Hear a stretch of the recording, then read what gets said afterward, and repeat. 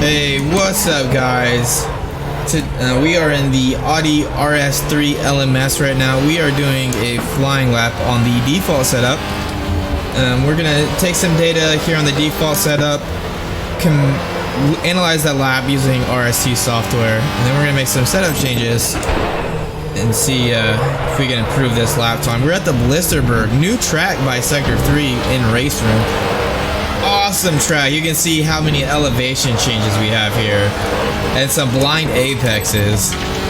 Very, very challenging track. I don't think any actual series race here, mostly because of safety concerns. A very challenging track, but awesome track to sim race on. The Audi RS3 LMS touring cars, front wheel drive. It's very challenging here just because of a lot of these front wheel drive longitudinal weight bias more towards the front than most cars. It's really easy to lose the back end when you're on the brake, so you have to be very cognizant of how much brake you're applying and where that weight is acting on the wheels. Right here, it's very easy to lose it. We're gonna brake a little bit early there, sit on the throttle at the apex, let the car drift out just a little bit.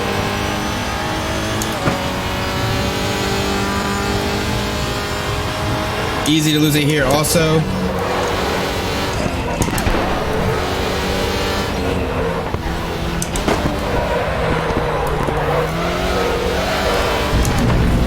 Lost a little bit of time to my guts, but that's okay. We are just trying to get some data right now. Alright, so we have a lap now. Let's go ahead and take a look. We're just going to go ahead and return to the garage here. We have Racing Sim Tools up right now.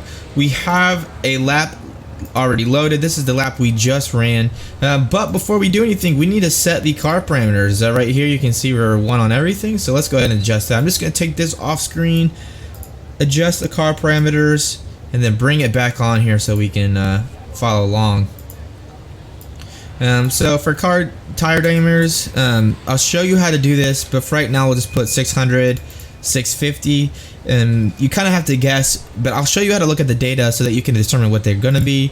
The wheelbase is about 2.6, front track width is 1.6 meters. Steering ratio, we need to take a pick, so the wheel range right here is 540. That's total steering wheel travel, and then the lock, or the ratio, is 16. So it's 16 degrees per degree of tire turn. Next thing we're going to look at is the suspension. So the front spring rate is 110 newtons per millimeter. Front spring IR, we're just going to leave for 1 right now. We're going to take a look here in a second. Front left static height, we also leave at 1. We have to look at the data to come up with that number. The rear spring rate's 90. The rear left spring I ratio, leave 1. The RL static height will leave at 1. Again, we'll look at that in the data. The front ARB rate, that's going to be a 27 newtons per millimeter. The back is 52, quite high. Dampers, we do not need to adjust in Race Room. We only have control of bump and rebound. We don't have control over the transition or the knee speed or the higher speed settings. And the gearing we can change. However, I'm not going to do a gearing analysis part of this video, mostly because the gearing ratio here for this car in Race Room are fixed, so there's really no point. But we're just going to go ahead and save this. We're going to say this is the Race Room R3 LMS default, and then we are going to go ahead and close that out. So now I'm going to bring up racingsimtools.com, the software. We're going to zoom in here, and you can see right now we're looking at the front longitudinal wheel slip graphs and the rear longitudinal wheel slip graph, and this is on a straight, so these should be really close to 0. So this is how we can kind of determine what the tire diameter needs to be. So this one needs to be a little bit higher, I believe. Let's see, that should move it down, which it did. So about 610 up front, and then we need a lot less in the rear. So 620 I think should move it up pretty nice. Yep, so 620 moved it up. We look at the front left, the rear left, they're pretty close. Here we have a little bit of slip on the fronts, and that's just because of the front wheel drive car. But now we know that the tire diameters are set. Now let's look at what those static ride heights need to be. So for this, we're just going to click on the very first lap, which was us coming out of the pits. We're going to look right here. This is when we're coming out of the pits.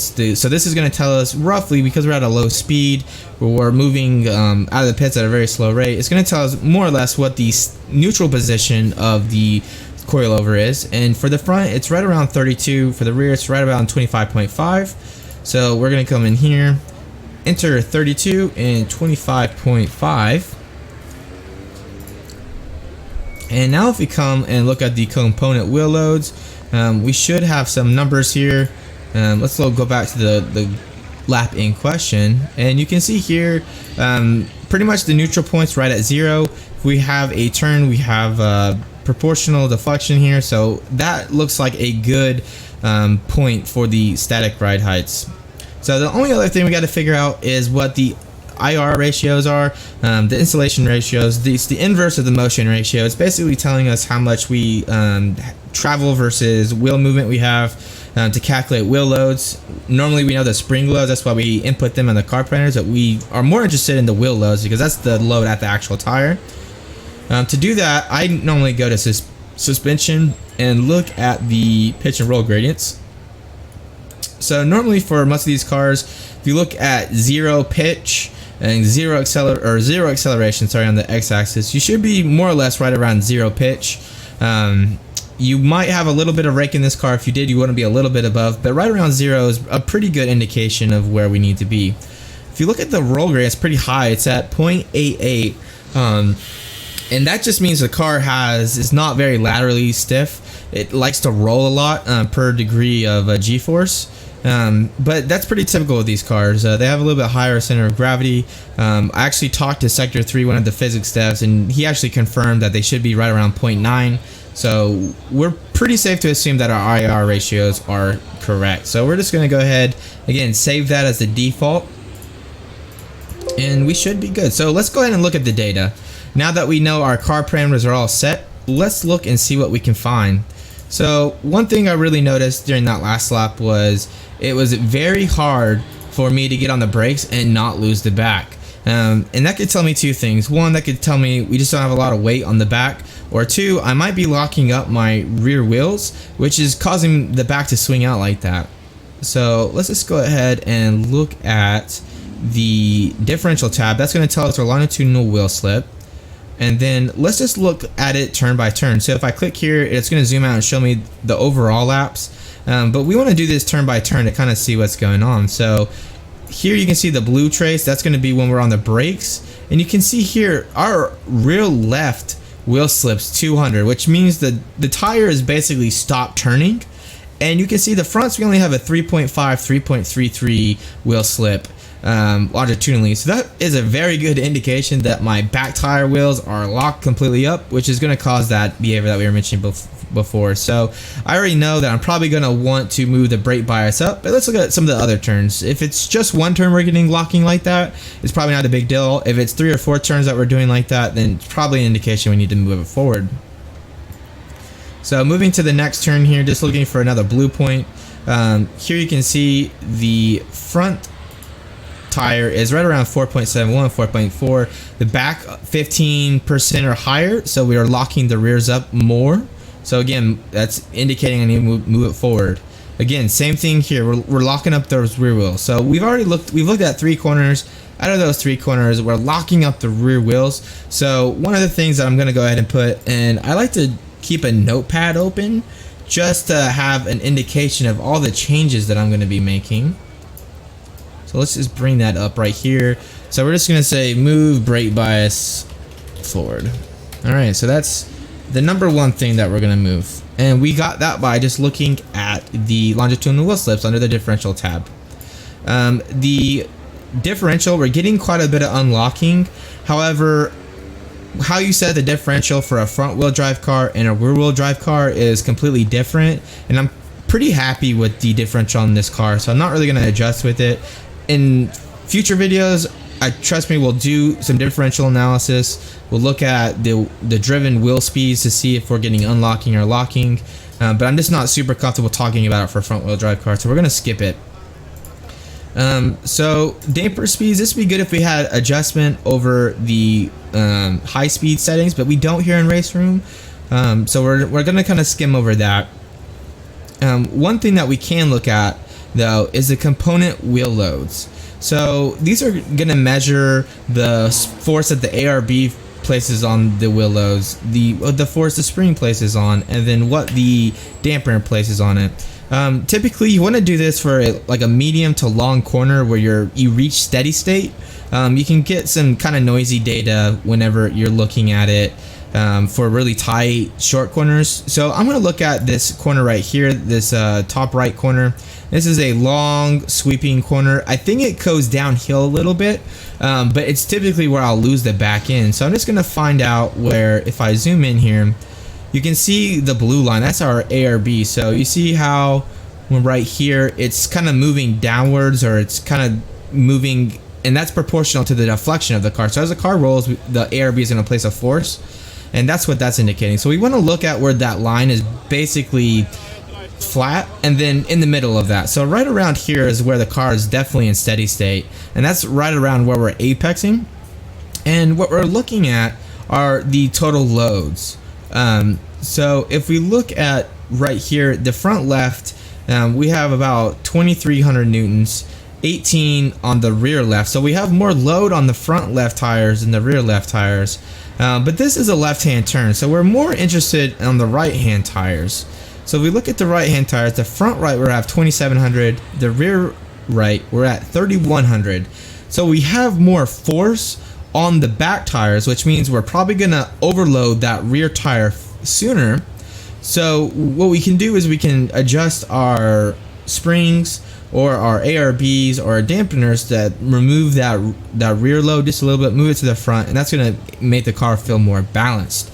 So looking back at the setup, I know that the anti-roll bar on the rear is 52 newtons per millimeter, so that's pretty high. And they typically do this for cars that have rake, because you want a soft rear spring for longitudinal acceleration out of corners, but you still want that rear to have a higher roll frequency than the front. So typically they'll do it with the anti-roll bars, but 52 might be a little bit too high for this car on this track. So that's one thing that we're definitely going to probably try and see if it helps improve.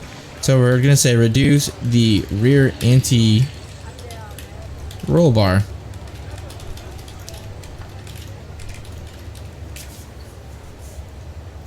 Alright.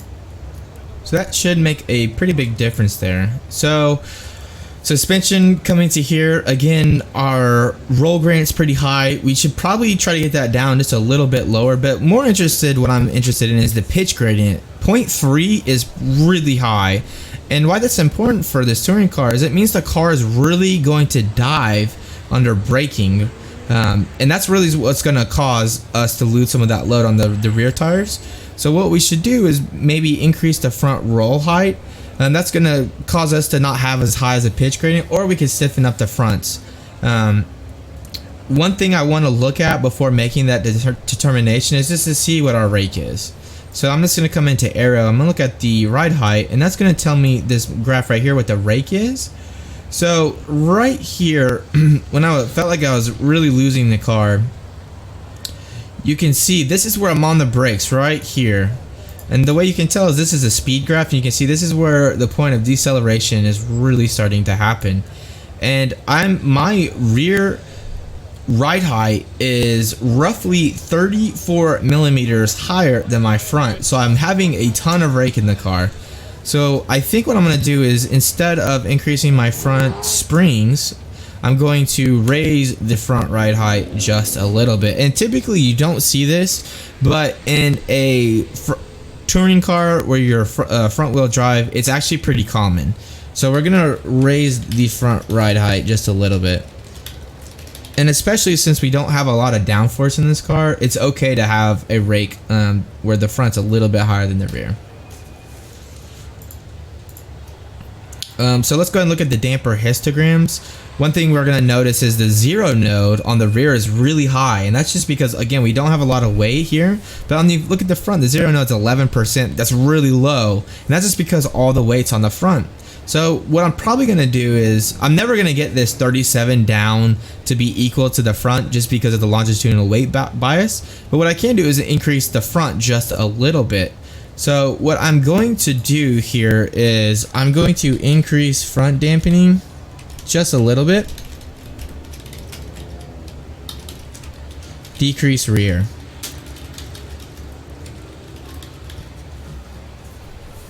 And if you look at the rear, you can see that the 6.6 millimeters, that's pretty slow. So if I decrease the rear dampening, it's going to help that. And one thing I want to note too is I'm not changing the front to rebound like ratio, so to speak. I'm increasing both of them the same amount, and that's because if you look at the damper histogram, it's very symmetric. If I had one side, these negative values were maybe much higher than the positive values, then I would probably adjust just the rebound and not touch the bump, but they're very equal, so I just want to not adjust the ratio or the bump to rebound bias. I just want to increase or decrease overall dampening. And if I look at the FFT, that's going to be pretty indicated there. So you can see we have some pretty high peaks here.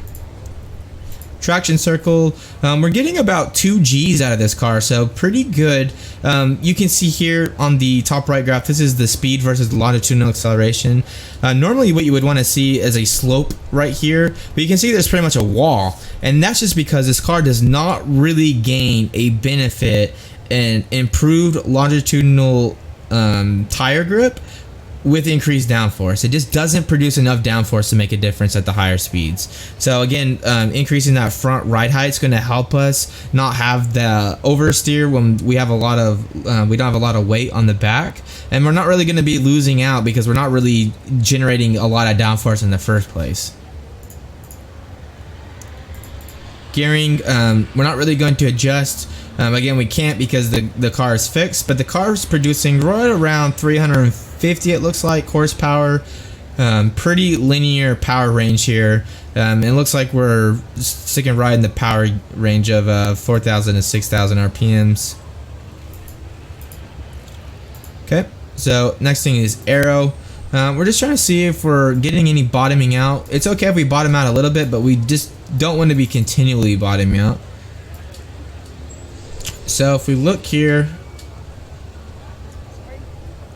we can see we do not, let me zoom out. So we're bottoming out the front here, a little here, a little here, a little here. So 3 over the entire lap is not bad. So I'm probably not going to make that adjustment here. You can see we have rake that's positive, meaning we have the rear is higher, but again, we're increasing that front to improve our cornering ability.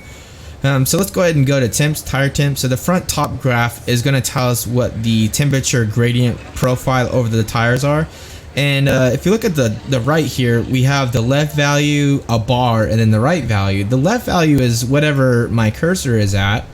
The right value is the average over the whole lap. And what we want to see for the average of the whole lap is anywhere between 7 to 9 degrees delta across the tire. And we want the front and rear to be pretty even. You can see we have a 9 to 8, so it's on the higher side, but it's in the range. But we have a 5 on the rear, so we don't have enough rear camber. And again, if we increase that rear camber, it's going to give us a little bit more bite on that rear axle, which is going to help us control that oversteer. So when we swing out, we don't get out as bad.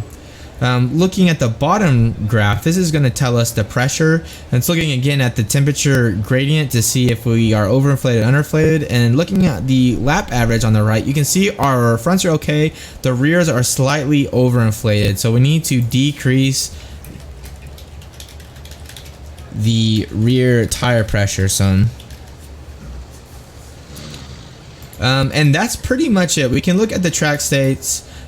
We can see the track here is very bumpy. The bumpiness is the orange, but not too much here to adjust. It's pretty low speed track, right around 130 kilometers per hour. If I look at the track states, there's going to be a lot of yellow, which is the low speed cornering, and not a lot of high speed. Pretty much the only high speed corner is the one right here, but not too bad.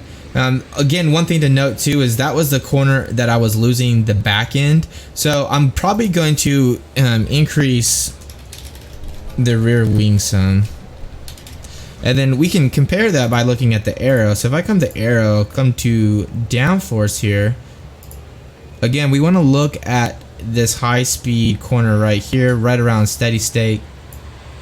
And what we're looking at is this center of pressure value, which you can see if I zoom in, it's right around 50. And what we want is, we typically want the center of pressure to be about 10%, anywhere between 7 to 10% aft of where our center of gravity is. So 48% is really far forward.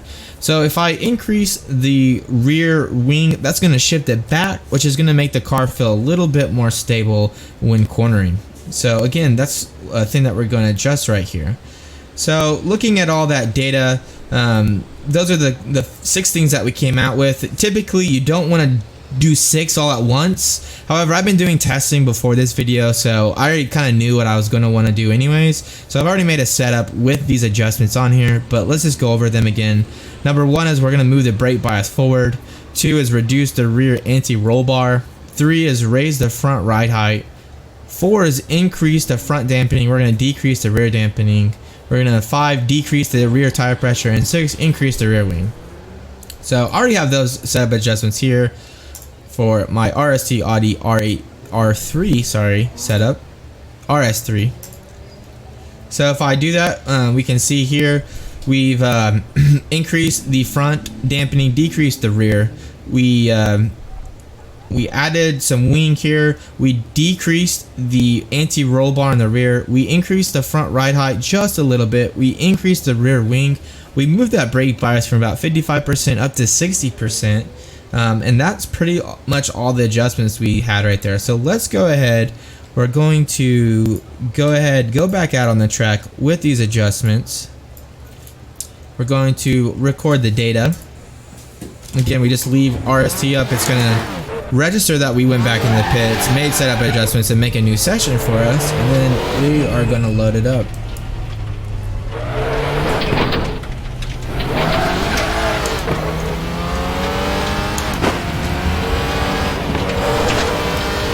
So I'm just doing one quick lap real quick.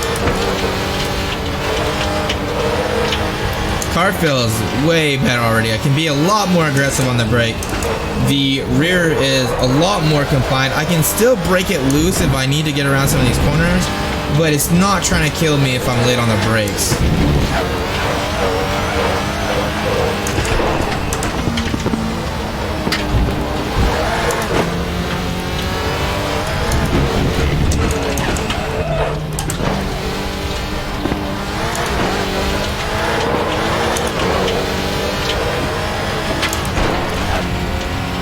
This corner is really crazy. You cannot see, you just have to trust. You can stay flat through there. It's just really sketchy. So I carried a little too much speed through there, but I didn't lose the back, which definitely would have happened on the default setup.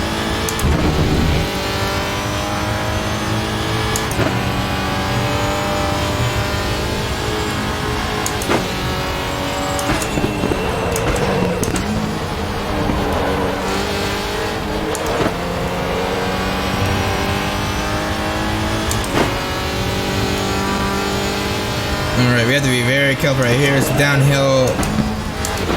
It'll still be very late on the brakes through there though.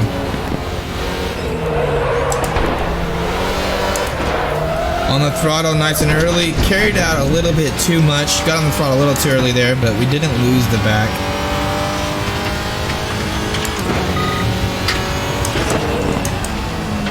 Alright, let's do one more lap. This is going to be our actual flying lap here. We are going to try to beat the ghost here. Trying to stay flat as much as possible through here.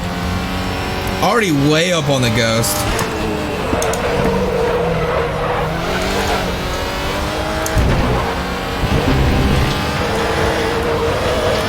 Pretty much staying flat through there. A little bit of understeer with this front wheel drive car, but it's not too bad. A lot of the things that we did to the setup did increase the understeer here, but you can be a lot more aggressive with this car now. You can really throw it into the corners, and a lot of times with these touring cars, that's really how you really need to drive these cars. A little bit too low of gear, carried too much speed through there. we're just gonna take the safety, run off through here. Again, we're not really trying to set a fast lap or anything. We're just trying to get some data. This lap won't count.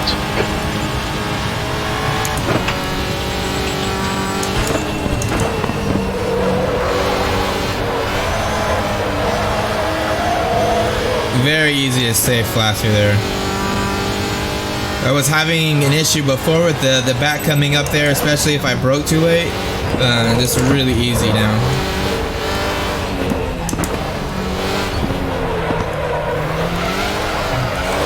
There we go, very nice.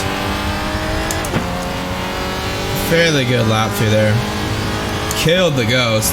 We did have that one hiccup where I went a little bit wide there, but not too big of a deal. So I'm gonna go ahead and load up the data.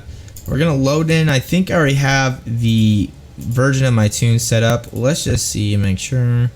Yep, that's it. Okay, cool. So again, we just loaded it in. Let's look at the data, see if we got improvement. So before we come back to the differential here, we're gonna load up and let's look at one of these other turns. Let's look at trying to think of which is a good turn to look at.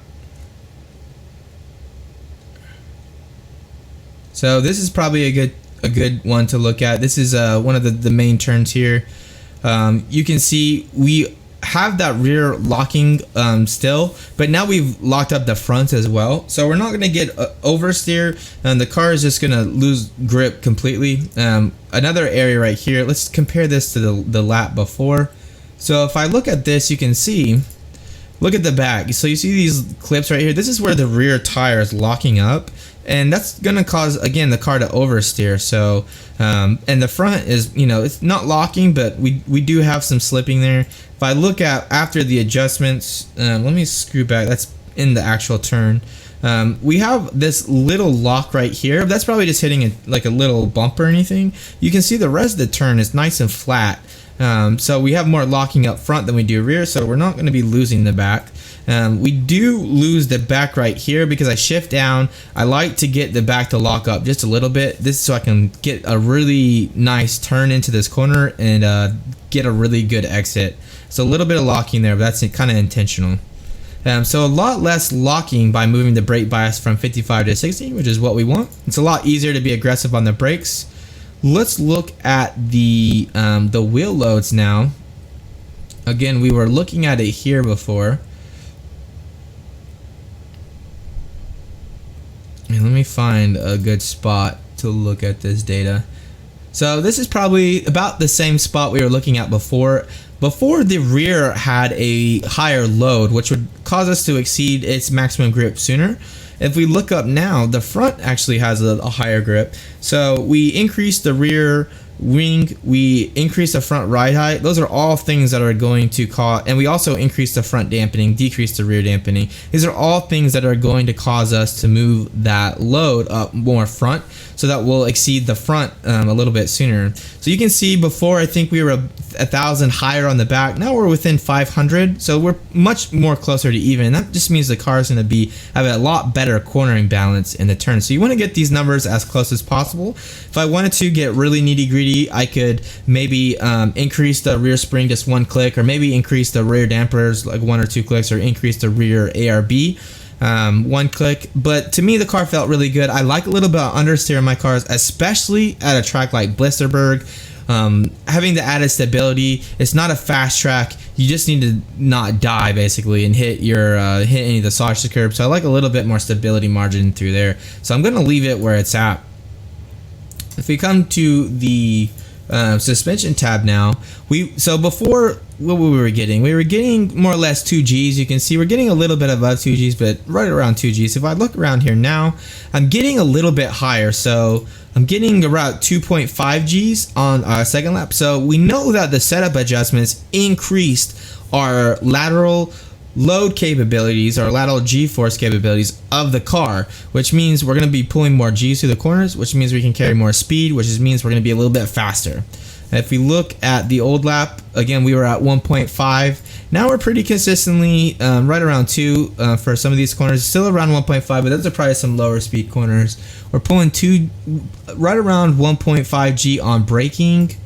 see right about the same on the old setup as well. So even though we moved the front brake bias forward, we're still getting the same longitudinal brake capabilities we were getting before. So we have more stability, but we didn't increase our braking distance, so that's a really good place to be. Aero, again, we were looking at the rake. So we still have a rake here. It's a lot better though. It's not nearly as bad. And you can see right here we're more flat. It's a little bit bumpy right here in this turn. That's why it's kind of oscillating there. But I want that number to be right around 0, not positive like it was before. So that's a good setup adjustment that we made there. Let's look at the downforce. So we did move the downforce back just a little bit. Let's see. So right around here we're at 55, 56. We were at 48 before, so we moved it backwards just a little bit, and our rake is right around 0. So that increase in rear ring helped to move the center pressure back, which gave us a little bit more understeer, but it made the car more stable in that corner. Which again, with these front wheel drive cars, the longitudinal weight bias is more frontwards, so it's nice to have a little bit more downforce, even if it's not a lot on the back. Temps, so before we were, you can see right here, we had, let's look at the last lap. So the last lap we had a lap average of 9 on the fronts, 5s on the backs. We increased the rear camber on the rears, and now you can see we're 8.58 on the front, 8.5 on the front right around 7.5 on the rear left, 8.4 on the rear right. So we're pretty much exactly where we want to be. Again, we want to be between 7 to 10 temperature gradient across that tire. I want the front and rears to be pretty close. So increasing that rear camber definitely got the temperatures where they need to be, and it felt a lot better having that increased rear camber. The rear did not want to swing out nearly as much, and that was again all the setup changes we've made. Another thing to look at is going to be the tire pressure. So if you look at before, the rears were 1.7 and 1 above inflated, so they're a little bit overinflated. If we look at now, they're 1.5 and 0, so they're a lot more closely aligned to 0. You want to get that 0 close to 0 as possible. We didn't look at brake temperatures. You can't adjust brake temperatures in race room, so we're not going to really look at that. But let's look at this overall grip metric. So this is the overall grip that we're pulling through the car. So you can see 1.3.52 before, 1.34. So we did increase our average, which is a really significant. It doesn't sound like a 0.01 is that significant, but again, this is the average over the entire lap, so that is a big difference. Let's look at our speed average. It doesn't, we can't really compare that. I might add an update in the future that says what the average is next to here. That might be some good data to have. But overall, we were much faster with this car. I'm not sure on the timing. We killed the Ghost quite a bit. But let's go ahead and do a race now. And just check out Blister Berg. This is going to end the setup portion of this video. So if you don't want to watch the race, you just wanted to see how to use the tool, you can go ahead and tune off now. But let's go ahead and load up a race just for fun. Alright guys, we're just going to do a 3-lap race with the new setup, just to kind of show it off to you guys. But let's go ahead and give it a go. This car setup is definitely nice to have, especially in a track like Blister Berg. 3 laps. Let's make them count. Need all the stability you can get. We are in P6 of 21, so hopefully we can make podium, but we'll see. Go, go, go. A little bit of wheel spin there, but not too bad. We lost one position. Clear right. On your right. A little bit of traffic through here. Trying to keep it clean. Trying to get around this guy though. Still there. Clear left. Woo! On your right. He definitely swung out in front of us right there. Had to lift just a little bit to avoid contact.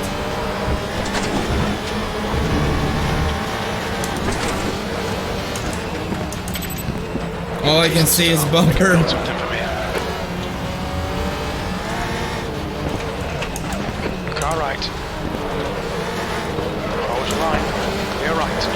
Trying to take the inside, but I just didn't have the speed. We'll give that position back. Blind apex through there. You don't want to go too wide right here. We'll end up in the Zeraxx curve.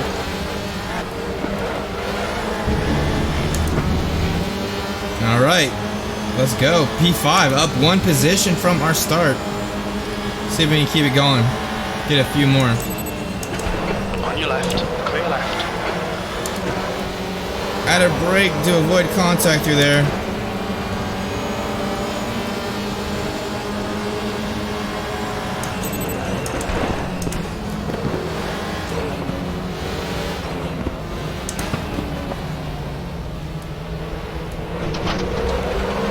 Farfus is now leading. Alright, let's get up. Car right. He's got the inside of this track, this next corner, but let's see if we can get it done. Outbrake him. Clear. E4, 2 to go. We broke much later than he did. Alright, here's the battle for the podium.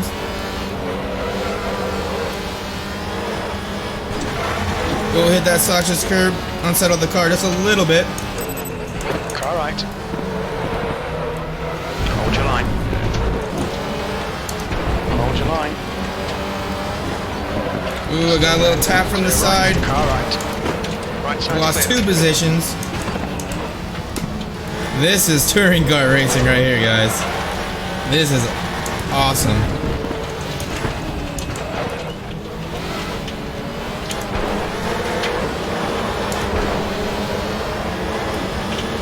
Final lap coming up here.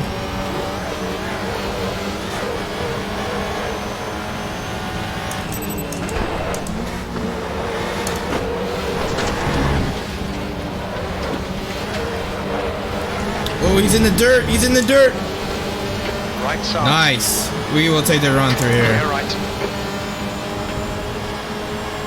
Really want to get on that podium. Well done, Zach. Nice move, mate. Oh, he had the speed there. I had a lift though. He had the inside covered.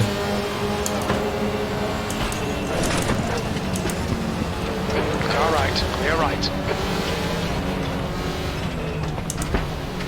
Trying to take the outside, switch back. I think I got a little bit. Car left. Gonna take the inside through this turn. Clear left. Car left. Clear left. Left side. Oop, that was a dive bomb. That was my bad. I'm gonna give that position back. Fuel's okay. That lap time was 1:49.39. Alright, we're on the last lap.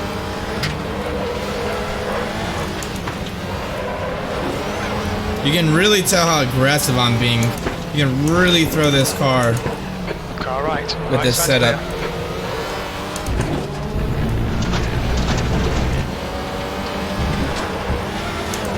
Trying to make it happen, but I don't know if I'm gonna find an opportunity to overtake. Car left. Clear left. Left side. Clear left. That might be my race right there. I missed shift.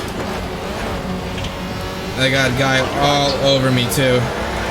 Clear right.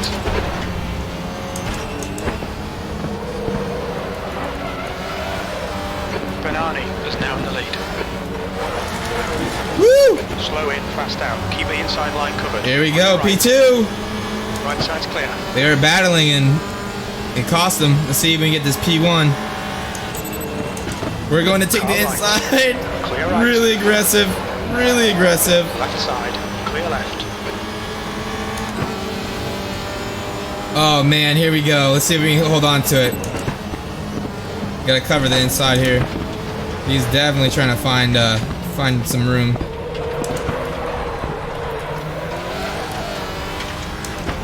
And I think that's gonna be P1, guys.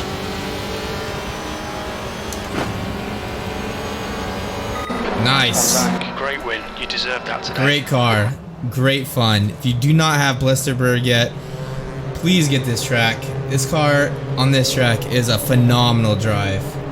But that's going to be it, guys. Thanks for tuning in. If you want to catch more videos like this in the future, just hit me with a subscribe.